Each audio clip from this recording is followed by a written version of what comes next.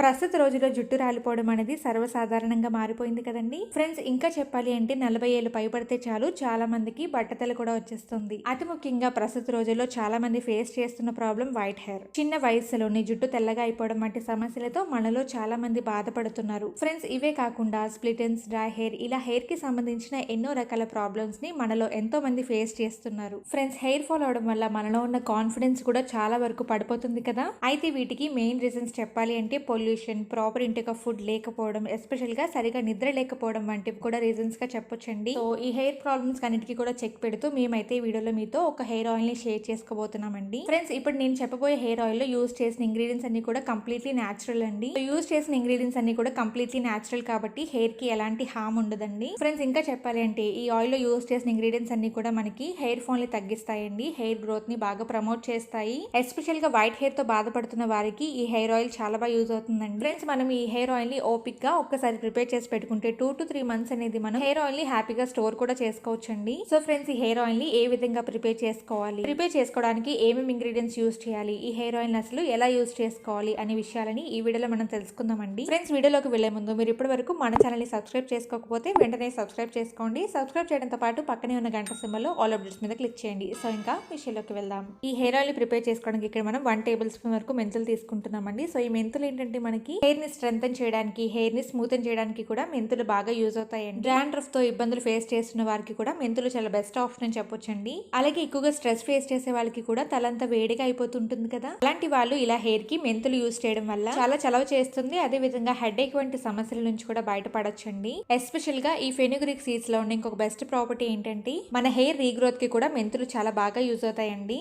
ఈ hair oil లో మనం యూజ్ చేయబోయే సెకండ్ ఇంగ్రీడియంట్ వచ్చేసి కలోంజీ సీడ్స్ అండి ఫ్రెండ్స్. వీటిని కొన్ని ప్రాంతాల్లో నల్ల జీలకర్ర అని అంటూ ఉంటారు. ఈ కలోంజీ సీడ్స్ లో B1, B2 లతో పాటు calcium, phallic acid, iron, copper, zinc, phosphorus వంటి పోషకాలు కూడా పుష్కలంగా ఉంటాయండి ఫ్రెండ్స్. వీటి గురించి ఇంకా చెప్పాలంటే మన పెద్దలు వేల సంవత్సరాల నుంచి కూడా వీటిని ఆయుర్వేద వైద్యంలో వాడుతున్నారండి ఫ్రెండ్స్. వీటి గురించి చాలా మందికి తెలియదు, కానీ జుట్టు దగ్గర నుంచి పాదాల వరకు దాదాపుగా మన శరీరంలో అన్ని అవయవాల ఆరోగ్యానికి కూడా ఇవి చాలా మంచి చేస్తాయండి. ఇకపోతే హెయిర్ విషయానికి వస్తే కలోంజీ ఆయిల్ ని జుట్టుకు పట్టించడం వల్ల జుట్టు ఆరోగ్యాన్ని సంరక్షిస్తుందండి. అదే విధంగా మన జుట్టును బాగా స్ట్రెంథెన్ చేస్తాయండి, జుట్టు కుదుర్లని బలంగా చేస్తుంది. కలోంజీ సీడ్స్ లో ఉన్న ముఖ్యమైన ప్రాపర్టీ ఏంటంటే ఇది మన జుట్టుని ఒత్తుగా పొడవుగా పెరిగేలా చేస్తుందండి. అదే విధంగా వైట్ హెయిర్ సమస్యని పూర్తిగా నివారిస్తుందండి. సో ఈ కలోంజీ సీడ్స్ ని కూడా మనం 1 tablespoon వరకు తీసుకోవాలండి.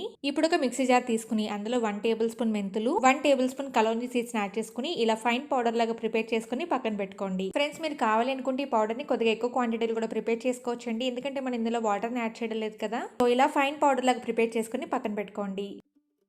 ఆ తర్వాత స్టవ్ ఆన్ చేసి ఒక కడాయిని పెట్టుకుని అందులో 1 లీటర్ వరకు వాటర్ ని యాడ్ చేసుకుని వాటర్ ని వేడి చేయండి ఫ్రెండ్స్. వాటర్ ఇలా రోలింగ్ బాయిల్ వస్తున్నప్పుడు ఇందులో వేరొక స్టీల్ బౌల్ ని పెట్టుకోండి ఫ్రెండ్స్. ఈ ప్రాసెస్ అంతటికి కూడా మాక్సిమం స్టీల్ బౌల్ ని, స్టీల్ కడాయిని యూజ్ చేయండి, నాన్ స్టిక్ ని ప్రిఫర్ చేయకండి. సో ఇప్పుడు ఈ స్టీల్ బౌల్ లో ఆయిల్ యాడ్ చేసుకోండి. ఇక్కడ మేము కోకోనట్ ఆయిల్ యూజ్ చేస్తున్నామండి. 250 ml కోకోనట్ ఆయిల్ అంటే 1/2 kg కోకోనట్ ఆయిల్ యూజ్ చేస్తున్నామండి ఫ్రెండ్స్. మీరు కావాలి అనుకుంటే ఈ ఆయిల్ ప్లేస్ లో కాస్టర్ ఆయిల్ గానీ ఆలివ్ ఆయిల్ కూడా యూజ్ చేసుకోవచ్చండి. మీకు కావాల్సిన క్వాంటిటీని బట్టి మీ చాయిస్ కి తగ్గట్టుగా ఆయిల్ యాడ్ చేసుకోండి ఫ్రెండ్స్. ఇప్పుడు ఈ ఆయిల్ లోకి మనం ముందుగా ప్రిపేర్ చేసి పెట్టుకున్న పౌడర్ ని 2 tablespoons వరకు యాడ్ చేసుకోండి ఫ్రెండ్స్. ఈ ప్రాసెస్ అందరినీ కూడా ఇక్కడ మేము చూపిస్తున్న విధంగా డబుల్ బాయిలింగ్ మెథడ్ లోనే చేసుకోండి. సో ఇప్పుడు మనం యాడ్ చేసిన పౌడర్స్ ని ఇలా ఆయిల్ లో కలిసేలా బాగా మిక్స్ చేసుకోండి. ఇలా కంటిన్యూస్ గా మిక్స్ చేసుకోవడం వల్ల మనం యాడ్ చేసిన పౌడర్స్ లో ఉన్న పోషకాలన్నీ కూడా ఆయిల్ ఈజీగా అబ్జర్వ్ చేసుకుంటుందండి. సో ఇలా కంటిన్యూస్ గా మిక్స్ చేస్తూ బాయిల్ చేసుకోండి. ఇలా 5 to 10 minutes పాటు బాయిల్ చేసిన తర్వాత ఇక్కడ చూస్తున్నారు కదా, ఆయిల్ అనేది కంప్లీట్ గా బ్లాక్ కలర్ లో మారిపోతుంది. సో మనం యాడ్ చేసిన కలోంజీ సీడ్స్ వల్ల ఆయిల్ కి ఇంత మంచి బ్లాక్ కలర్ అనేది వస్తుందండి. సో ఇప్పుడు స్టవ్ ఆఫ్ చేసుకుని ఈ ఆయిల్ ని ఒక గ్లాస్ బౌల్ లోకి ట్రాన్స్ఫర్ చేసుకోండి. ప్లాస్టిక్ బౌల్ లోకి అసలు ట్రాన్స్ఫర్ చేసుకోకండి. ఇక్కడ మేము చూపిస్తున్న విధంగా గ్లాస్ బౌల్ లోకి ట్రాన్స్ఫర్ చేసుకోండి.